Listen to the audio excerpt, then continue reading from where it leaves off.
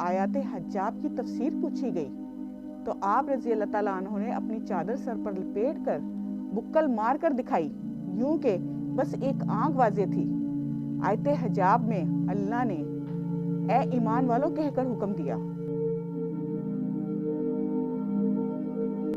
اعوذ باللہ من الشیطان الرجیم، بسم اللہ الرحمن الرحیم۔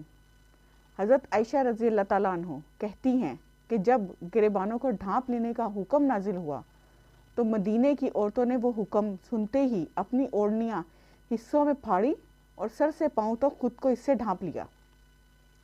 پھر جب ابن عباس رضی اللہ تعالیٰ عنہ سے آیات حجاب کی تفسیر پوچھی گئی تو آپ رضی اللہ تعالیٰ عنہ نے اپنی چادر سر پر لپیٹ کر بکل مار کر دکھائی، یوں کہ بس ایک آنکھ واضح تھی۔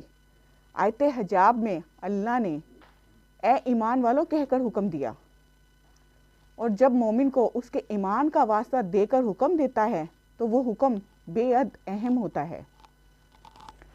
ہم عموماً دنیا اور آخرت کی مثال جو کسی کالج ایگزام سے دیتے ہیں تو وہی مثال لے لیتے ہیں دنیا اور آخرت کے حساب سے کہ کسی بھی کالج یا اسکول کا جب پیپر ٹیسٹ کیا جاتا ہے تو اس میں چند سوال بہت آسان رکھے جاتے ہیں جو کوئی اوسط درجے کا طالب علم حل کر کے 33% سے زیادہ نمبر لے کر پاس ہو سکتا ہے۔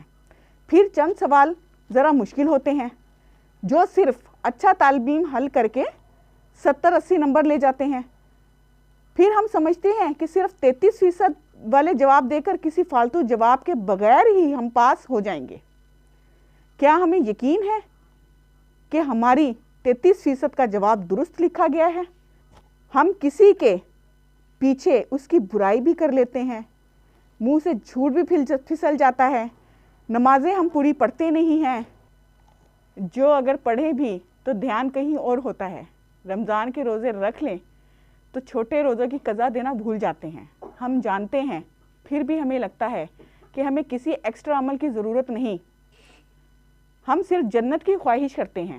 کیا آپ کو معلوم ہے کہ آدم کی اولاد میں ہر 1000 میں سے 999 جہنم میں ڈالے جائیں گے اور صرف ایک جنت میں داخل کیا جائے گا؟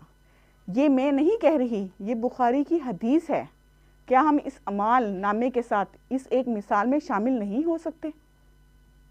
میں بس ایک بات کہہ رہی ہوں کہ حجاب کرنا نیکی ہے، آپ اسے واجب سمجھ کر کریں اور اسے ضرور پھیلائیں۔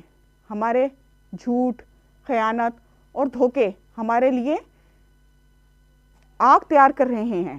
اس سے دور ہونے کے لیے جو کرنا پڑے کریں۔ اور ایک آخری بات، آپ حجاب کے جس درجے پر بھی ہوں، سکارف لیں، عبایا لیں، ساتھ میں اگر نقاب بھی کریں، جو بھی کریں اس پر قائم ہو جائیں، اور پھر اس کے لیے لڑنا پڑے تو لڑیں، مگر اس پر سمجھوتا بالکل بھی نہ کریں۔ میں بس یہ جانتی ہوں کہ یہ اللہ کو پسند ہے تو پھر ہمیں بھی پسند ہونا چاہیے۔